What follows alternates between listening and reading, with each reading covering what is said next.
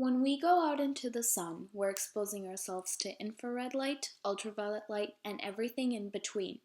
In fact, during solar flares, the sun is also known to release X-rays. Even though most types of sunlight is good for us, helping us produce vitamin D3, some ultraviolet radiation is damaging. How exactly does sun damage work in a molecular and chemical level?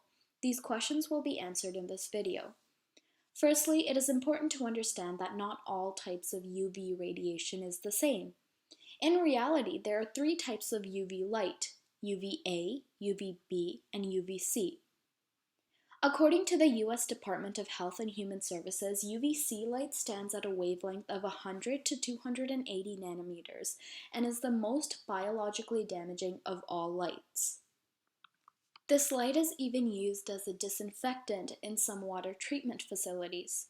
Thankfully, UVC light is filtered out by the atmosphere. Moving further up the spectrum, UVB light has a wavelength of 280 to 315 nanometers.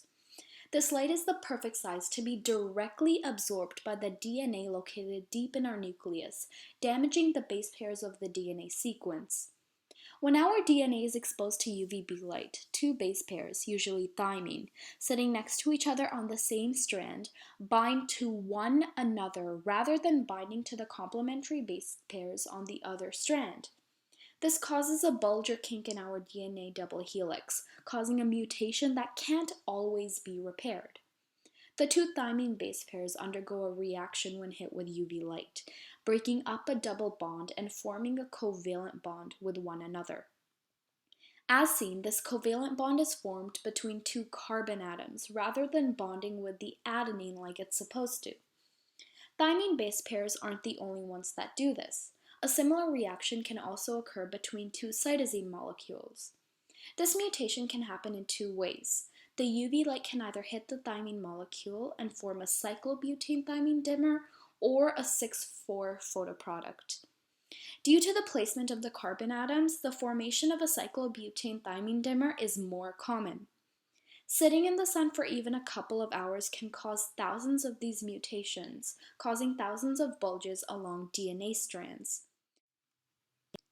Normally, our tumor suppressor protein, p53, also known as the guardian of the genome, does a very good job in repairing our DNA.